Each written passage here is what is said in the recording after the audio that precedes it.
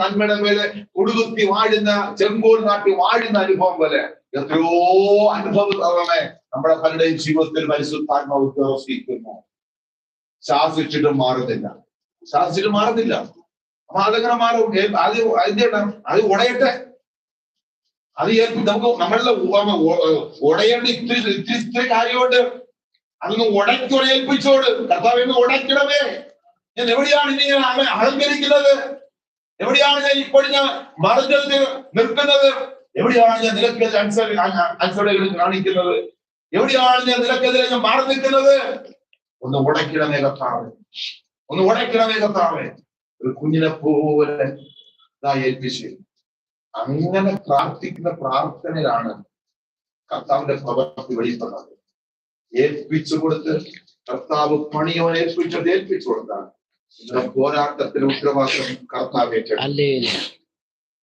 നിങ്ങളുടെ പ്രതിയോഗിയെ കർത്താവ് ഏറ്റെടുക്കും. അതാ മോശെ പറഞ്ഞത്, മോശെ എന്റെ സ്ഥാനം നിന്നോട് കൂടി ഇരിക്കും.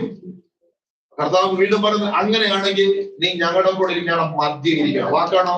ഞാൻ മധ്യയിരിക്കാന്ന് പറഞ്ഞു. ഇത് 40 വർഷം നല്ല പഴങ്ങളും നല്ല ശരീരമൊക്കെ ഭയങ്കര ഹൈറ്റ്, നല്ല പൊക്കമുള്ള മനുഷ്യരാണ് തന്നെയാണ്. നല്ല ആരും മനുഷ്യരാണ്. പിന്നെ അവിടുത്തെ അഭ്യാസി പഠിച്ചവരാണ്. ആ അഭ്യാസം പഠിച്ചാണ്. നല്ല കാരണം മനുഷ്യരാണ്. ദൈവസേന വന്നപ്പോ ഒരു പൊട്ടനെ പോലെ അയച്ചു. ഇതാണ് വേണ്ടത്. നമ്മുടെ കർത്താവ് തിരഞ്ഞെടുക്കുമ്പോൾ ഇനി നാം മസിൽ പവർ കാണിക്കരുത്. എവിടേക്കും ഓടയേണ്ടത് രാത്രി പകൽ നമ്മുടെ ജീവിതം എവിടെയാക്കിയോ ഇനി ഓടയേണ്ട സ്വഭാവം കൊണ്ട് ഓടയാൻ ഏൽപ്പിച്ചു കൊടുക്ക്. മോശയ്ക്ക് വേണ്ടി പ്രവർത്തിച്ച പോലെ ദൈവം എനിക്ക് നിങ്ങൾക്ക് വേണ്ടി പ്രവർത്തിക്കും. നമുക്ക് ശത്രുവിന്റെ മുമ്പിൽ നിൽക്കണമെങ്കിൽ, ദൈവം നമുക്ക് വേണ്ടി ശത്രുവിനെ ശാസിക്കണമെങ്കിൽ ഒന്ന് ചെയ്. മോശ തന്നെ മെരുക്കി ഏൽപ്പിച്ചു കൊടുത്ത പോലെ, ഞാൻ ഒന്നുമല്ല പിതാവേ,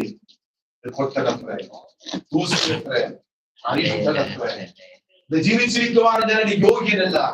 അങ്ങേക്ക് ആ സ്ഥാനത്ത് എനിക്ക് മക്കളെ തന്നു, കുടുംബം തന്നു, സഭ തന്നു, ഇത്രയൊക്കെ തന്നു. ഇതൊന്നും അനുഭവിക്കാൻ ഞാൻ യോഗ്യനല്ല. എനിക്ക് ചിന്തിച്ചിട്ട് മനസ്സിലാവില്ല. എന്താ മോശേ, ഞാൻ നിന്നോട് കൂടി ഇരിക്കുന്നത്, എന്റെ സാന്നിധ്യം കൊണ്ട് ഇത്രയും ഞാൻ നിന്നെ സ്നേഹിക്കുന്നുണ്ട്. അവർക്കൊരു പ്രമാണമില്ല. ബോധിച്ച പോലെ ജീവിക്കുന്ന ഒരു ദേശത്താണ്, ആ കൂട്ടത്താണ് നിന്നെ ഞാൻ കൊണ്ടുപോകുന്നത്. പക്ഷെ അവരുമായിട്ട് ഒരു എഗ്രിമെന്റ് ഒരു കാലത്ത് ചെയ്യുന്നു. രക്ഷിക്കപ്പെട്ടവരോട് ദൈവാത്മാവ് പറഞ്ഞു, നീ എല്ലാം വിട്ടേച്ചു വന്നവനാണ്. ഇനി ലോകക്കാരുമായി നിനക്കൊരു ഉടമ്പടിയില്ല. അവിശ്വാസി അല്ലെ, വിശ്വാസികൾ എന്തൊരു പൊരുത്തം. ഇണയില്ലാപ്പിടം നിങ്ങൾ കൂടരുത്. അവരുടെ യാതൊരു കാര്യത്തിൽ എന്ന് പറയുമ്പോൾ അന്യായമായ കാര്യങ്ങളൊന്നും ഇടപെടരുത്. ദൈവത്തിന് സ്തോത്രം. കഴിഞ്ഞ ദിവസം ഒരു ഹിന്ദു സഹോദരിയോട് ഞാൻ സുവിശേഷം പറഞ്ഞു.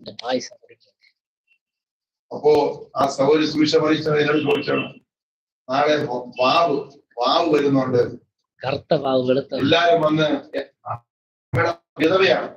അപ്പൊ അമ്മയും വിധവയാണ്. അപ്പം വാവിടാൻ പോണമെന്നൊക്കെ ഞാൻ എന്ത് ചെയ്യണം ചോദിച്ചു. നിങ്ങളിപ്പോ യേശുവിനെ അറിഞ്ഞു വരുന്നതാണ്, നിങ്ങൾക്ക് പറ്റിയ ആശ്വാസം തന്നോണ്ടിരിക്കുന്നു. ഞാൻ ചോദിച്ചു പറഞ്ഞ ഞാൻ പോകണമോ വേണ്ടേ നിങ്ങൾ ചോദിച്ചു. ഞങ്ങൾ അമ്മയിലേക്ക് പോകും. അമ്മ ദിവസങ്ങളിലെ രാത്രി കാലങ്ങളിൽ അമ്മ അനുഭവിച്ച വേദന അമ്മയ്ക്ക് പിശാച് അമ്മ രാത്രിയെ സാത്താൻ അമ്മയുടെ അടുത്തിരിക്കുന്ന അമ്മ കാണിയാണ് ആ മാതാവ്. ഇത് രാത്രി അവിടുത്തെ അനുഭവം പറഞ്ഞില്ല. രാത്രിയാകുമ്പോ പെട്ടെന്ന് ആരോ കഥകൾ തുറന്നൊരു സൗണ്ട് കേൾക്കും. ഈ കുറ്റി ഇങ്ങനെ തുറന്ന സൗണ്ട് കേൾക്കും. ഉടനെ അമ്മ എഴുന്നിട്ട് പോകും. അടുക്കള നോക്കുമ്പോ വലിയ പ്രശ്നമുള്ള കുറ്റി അങ്ങനെ ഇരിക്കുന്നു. വീണ്ടും അമ്മ ഒന്ന് കിടക്കും. കുറച്ചുകൂടെ മാതൃ കുടവും വെള്ളവും കൊണ്ട്